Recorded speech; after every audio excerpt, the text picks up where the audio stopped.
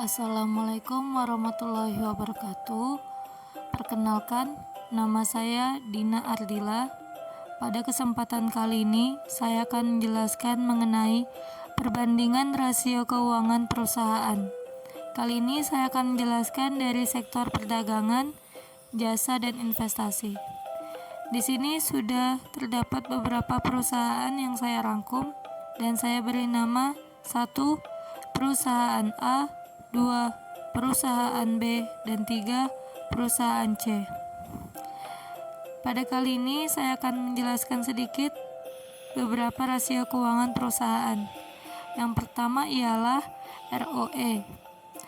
ROE untuk perusahaan A memiliki nilai sebesar 15,15%, perusahaan B 11,90%, dan perusahaan C 16,63%. ROE ini sendiri merupakan rasio yang menunjukkan tingkat efektivitas tim manajemen perusahaan dalam menghasilkan laba dari dana investor. Berikut perhitungan dari ROE. Pada kesempatan kali ini saya akan menjelaskan beberapa kali perhitungan dan itu merupakan data dari perusahaan A. Yang pertama saya akan menghitung ROE terlebih dahulu.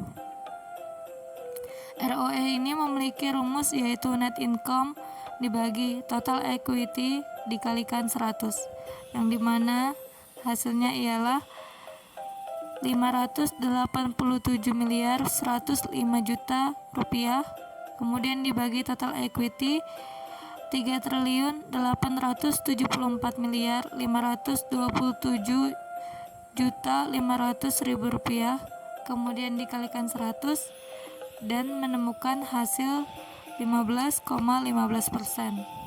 Sebagai catatan di sini total equity yang didapat itu dari ekuitas 2018 ditambah ekuitas 2019 kemudian dibagi 2. Maka ditemukanlah hasil sebesar 3.874.527.500.000 rupiah. Yang kedua, saya akan menjelaskan mengenai EPS atau biasa disebut earning per share.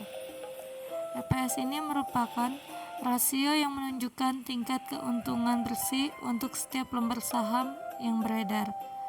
Di perusahaan A memiliki nilai sebesar Rp115, perusahaan B Rp70, dan perusahaan C Rp70.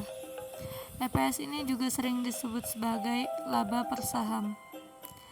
Kemudian nomor 3, saya akan menjelaskan mengenai DER atau Debt to Equity Ratio. Untuk perusahaan A memiliki nilai sebesar 0,34 kali, perusahaan B 1,15 kali, dan perusahaan C 3,17 kali. DER ini sendiri merupakan rasio yang membandingkan antara besarnya hutang dengan ekuitas perusahaan.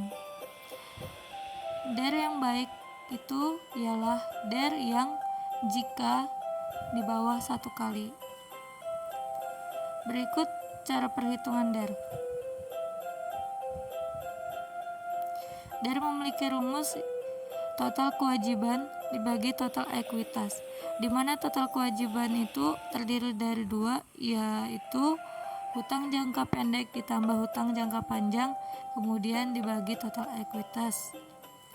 Di sini nilainya hutang jangka pendek sebesar 1.006.782.000.000, kemudian ditambah hutang jangka panjang 321.845.000.000, kemudian dibagikan total ekuitas yang tadi yaitu senilai 3.874.527.500.000 rupiah, kemudian dioperasikan dan mendapat nilai 0,34 kali.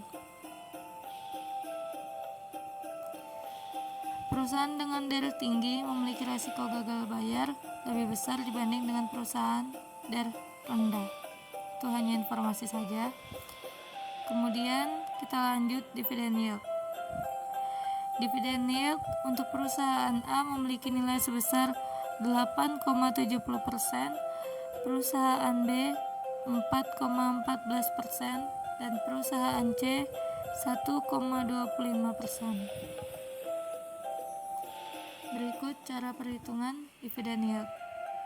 Dividen yield memiliki rumus DPS dibagi market price dikalikan 100. DPS ini ialah dividen per share, dan di perusahaan A ini memiliki nilai sebesar Rp50, kemudian dibagi market price Rp575, lalu dikalikan 100, maka ketemulah hasil 8,695%.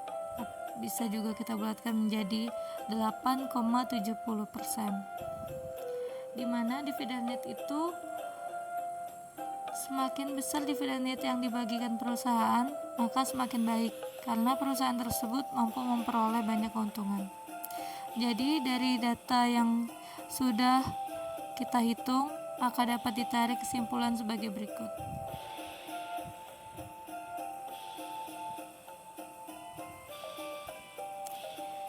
Perusahaan terbaik nomor 1 adalah perusahaan A, karena memiliki dividen yield terbanyak, di mana semakin besar dividen yield yang dibagikan, maka semakin baik, karena perusahaan mampu memperoleh banyak keuntungan. Dividen yield ya. Kemudian alasan kedua yaitu karena memiliki DER terkecil, di mana DER yang baik itu nilai DER yang di bawah 1 kali. Karena jika memiliki DER yang tinggi, perusahaan beresiko gagal bayar. Nih, di antara ketiganya dialah yang paling kecil. Alasan ketiga, walaupun ROE perusahaan C lebih tinggi, tetapi ROE perusahaan A lebih unggul dibanding perusahaan B. Lebih unggul dibanding perusahaan B, teman-teman. Perusahaan terbaik 2 ialah perusahaan B. Karena sudah cukup jelas bahwa perusahaan B memiliki nilai dividen yield yang lebih tinggi dibandingkan perusahaan C. Dan juga perusahaan B memiliki DER yang cukup rendah dibandingkan perusahaan C. Walaupun perusahaan C memiliki ROE yang lebih tinggi dibandingkan perusahaan A dan perusahaan B, tetapi data yang ada cukup jelas bahwa perusahaan C memiliki DER yang sangat tinggi, sehingga perusahaan memiliki risiko gagal bayar. Jadi yang terakhir adalah perusahaan C. Baik, hanya itu yang bisa saya sampaikan. Jadi sekian dari penjelasan saya mengenai perbandingan rasio keuangan perusahaan. Apabila terdapat banyak kesalahan, mohon dimaafkan. Akhir kata, wabillahi taufiq wal hidayah. Wassalamualaikum warahmatullahi wabarakatuh.